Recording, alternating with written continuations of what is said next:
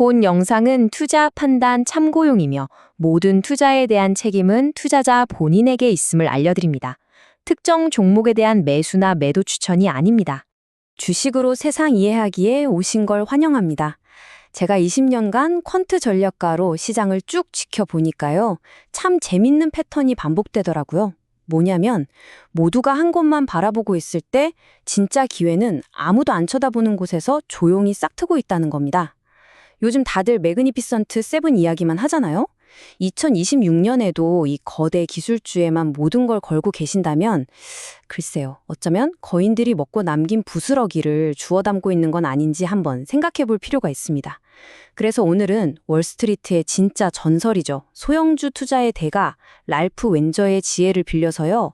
이 거인들의 그림자에 가려진 진짜 보석을 어떻게 찾아낼 수 있는지 그 구체적인 플레이북을 한번 제대로 파헤쳐 보겠습니다.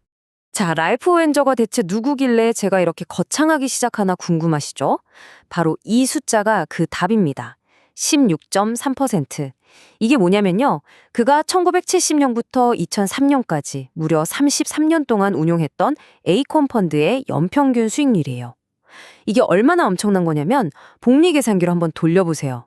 원금이 33년 만에 약 160배가 됩니다. 그야말로 마법 같은 숫자죠. 같은 기간에 S&P 500 지수가 한 46배 정도 올랐으니까 시장을 그냥 이긴 게 아니라 압도해버린 겁니다. 한두 해 반짝 자란 게 아니라 강산이 3번 변하는 시간 동안 꾸준히 시장을 이겨냈다는 거죠. 그리고 더 놀라운 건 이런 성과를 우리가 아는 화려한 대형주가 아니라 아무도 거들떠보지 않던 작은 주식, 소형주에서 만들어냈다는 겁니다. 바로 이 점 때문에 소수의 거대 기업에 모든 돈과 관심이 쏠리는 지금 같은 시장에서 그의 철학이 더 중요해지는 거죠. 그럼 먼저 왜 대부분의 투자자들은, 특히 기관 투자자들은 왜 이 거인들의 목초지에만 옹기종기 모여 있는지 그 구조적인 이유부터 한번 들여다볼까요? 이건 단순히 개인의 취향 문제가 아니에요. 시장의 생태계 자체가 그렇게 짜여 있습니다. 랄프 웬저의 통찰을 딱 한마디로 보여주는 비유가 바로 이 사자나라의 얼룩말입니다. 펀드 매니저를 초원의 얼룩말에 비유한 건데 정말 기가 막힌 비유예요. 한번 생각해 보세요. 얼룩말의 목표는 딱 2가지입니다. 신선한 풀을 뜯어먹는 것, 그리고 사자한테 잡아먹히지 않는 것. 펀드 매니저도 똑같습니다. 시장보다 높은 수익률, 즉 알파를 내면서 동시에 실적이 나빠서 회사에서 잘리는 리스크, 이른바 커리어 리스크를 피해야 하죠. 그럼 어떻게 할까요? 대부분은 무리 한가운데 가장 안전한 곳에 딱 붙어 있습니다. 즉, 남들과 똑같은 대형주를 사는 거죠. 혹시 주가가 떨어져도 괜찮아요. 변명거리가 있거든요. 제가 예전에 기관에 있을 때 성과평가 회의 들어가면 가장 많이 듣던 말이 시장 때문이었습니다 였어요. 아주 안전한 변명이죠. 하지만 그 대가는 뭘까요? 이미 다른 얼룩말들이 다 짓밟고 지나가서 영양가 하나 없는 풀만 뜯어먹게 되는 겁니다. 자, 이 화면을 보시면 그 딜레마가 한눈에 보이실 겁니다. 물이 안쪽에 있으면 안전해요. 시장 평균 수익률, 우리가 이걸 베타라고 부르죠. 이건 따라갈 수 있어요. 하지만 절대 시장을 이길 순 없습니다. 반대로 물이 바깥쪽으로 나가면 어떨까요? 당연히 사자에게 불릴 위험, 그러니까 단기적인 손실이나 시장에서 소외될 위험을 감수해야 합니다. 하지만 그 대가로 아무도 손대지 않은 신선한 풀, 즉 시장을 초과하는 수익률인 알파를 얻을 기회가 생기는 거죠. 제가 20년간 시장을 경험해보니 대부분의 기관 투자자들은 구조적으로 물이 안쪽에 머물 수밖에 없더라고요. 하지만 우리 개인 투자자는 다르죠. 우린 누구한테 잘릴 걱정 없잖아요. 바로 여기에 개인 투자자의 가장 강력한 무기가 숨어 있습니다. 그렇다면 우리 같은 개인 투자자, 이 바깥쪽 얼룩말들은 어떻게 사자의 위협을 피하면서 신선한 풀을 찾아낼 수 있을까요? 랄프 웬저는 여기에 대한 아주 구체적인 생존 가이드를 제시했습니다. 이 표가 바로 그 전략 지도라고 할 수 있습니다. 대부분의 기관들은 저기 안쪽 얼룩말에 해당하고요. 너무 위험한 초소형주나 스타트업에 투자하는 건 무리에서 완전히 벗어난 고독한 얼룩말 같은 겁니다. 이건 투자가 아니라 거의 도박에 가깝죠. 웬저가 말하는 기회의 땅은 바로 그 중간, 바깥쪽 얼룩말의 영역입니다. 아직 시장의 애널리스트들이 분석하지 않는, 하지만 펀더멘털은 아주 튼튼한 소형주들 말이죠. 기관들은 이런 회사에 투자하고 싶어도 못해요. 너무 작아서요. 예를 들어볼까요? 운용자산이 1조 원인 펀드가 시가총액 100억 원짜리 회사 주식을 1% 사봤자 전체 펀드 수익률에 거의 영향을 못 주거든요. 그러니까 아예 분석 대상에서 빼버리는 겁니다. 바로 그 지점이 우리 개인 투자자들에게는 최고의 사냥터가 되는 셈이죠. 근데 왜 하필 소형주일까요? 웬저는 이걸 덤보의 이점이라고 표현했어요. 그 귀로 하늘을 나는 아기 코끼리 덤보 있잖아요. 아기 코끼리는 날 수 있었지만 몸집이 거대해진 어른 코끼리는 날 수 없다는 거죠. 기업도 똑같습니다. 이미 시가총액이 수백조 원인 포드나 애플이 1년 만에 매출을 2배로 늘린다? 이건 물리적으로 불가능에 가깝습니다. 이미 전 세계 시장을 장악하고 있어서 더 커질 파이가 얼마 없기 때문이죠. 하지만 이제 막 혁신적인 제품을 내놓은 작은 기업은요? 1년 만에 매출이 서너 배, 심지어 10배 뛰는 일도 얼마든지 가능하죠. 바로 이 성장률의 비대칭성, 이것 때문에 소위 말하는 텐베거, 10루타 종목이 소형주에서 터져나오는 겁니다. 물론 모든 소형주가 덤보처럼 날아오르는 건 절대 아니죠. 수많은 아기 코끼리들이 제대로 날아보지도 못하고 쓰러집니다. 그래서 웬저는 진짜 옥석을 가려내기 위한 아주 단단한 3가지 기준, 바로 강인함의 3기둥을 제시했습니다. 자, 지금부터가 진짜 실전 팁입니다. 첫 번째 기둥은 바로 지속 가능한 틈새 시장입니다. 여기서 핵심 키워드는 틈새 그리고 지루함이에요. 모두가 열광하는 화려한 산업은요, 이미 경쟁이 너무 치열해서 돈 벌기가 어렵습니다. 웬저는 오히려 남들은 잘 모르고 좀 지루해 보이기까지 하지만 그 분야에서만큼은 압도적인 1등인 회사를 좋아했어요. 예를 들면 특정 의료기기에 들어가는 특수 밸브 시장의 80%를 장악한 회사 같은 거죠. 이런 기업들은 마치 조용한 동네 골목에 숨어있는 알짜배기 가게 같아요.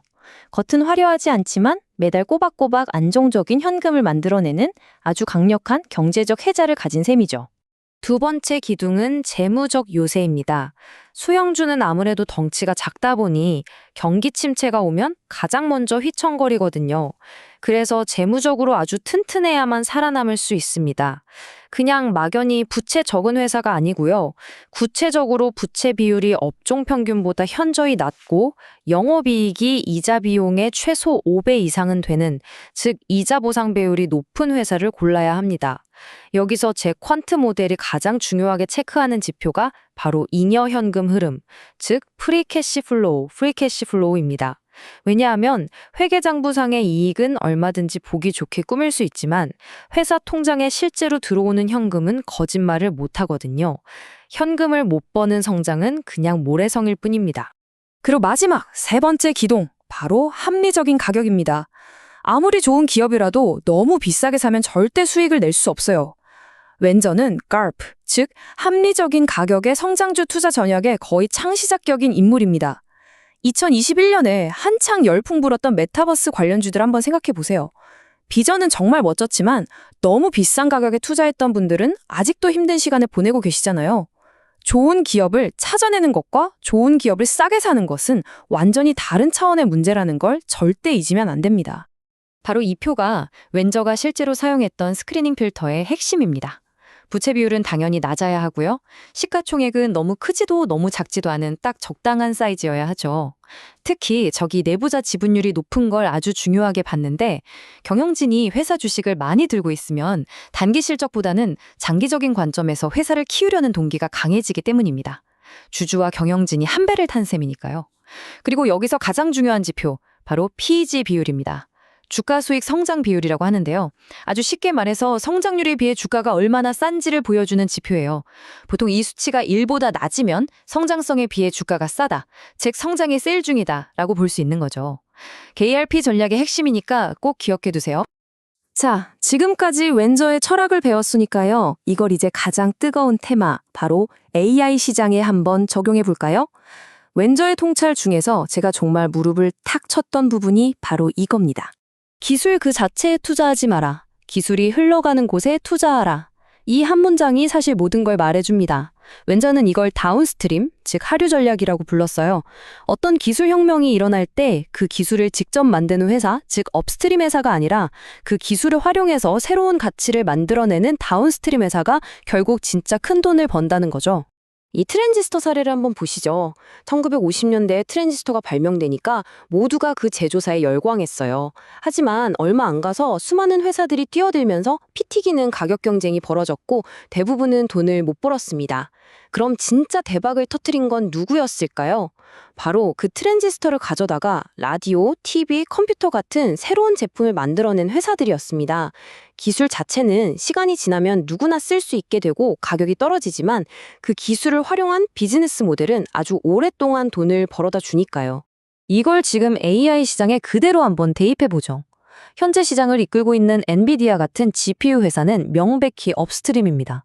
골드러시 때 금을 캐러 온 사람들에게 청바지랑 삽을 팔던 회사와 똑같죠. 물론 엄청나게 훌륭한 회사입니다. 하지만 왼저의 관점에서 보면 진짜 숨겨진 기회는 다른 곳에 있다는 겁니다.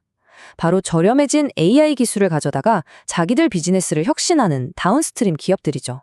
예를 들면 AI로 신약 개발 기간을 10분의 1로 줄이는 바이오 회사나 AI 기반으로 기업의 법률 자문 비용을 획기적으로 낮춰주는 소프트웨어 회사 같은 곳들이요. 이런 기업들이 바로 왼저가 찾던 다운스트림의 보석일 수 있습니다. 시장의 관심은 덜 받지만 조용히 자기만의 틈새 시장을 장악하면서 진짜 돈을 버는 작은 거인들이 바로 여기에 숨어 있을 가능성이 높다는 거죠.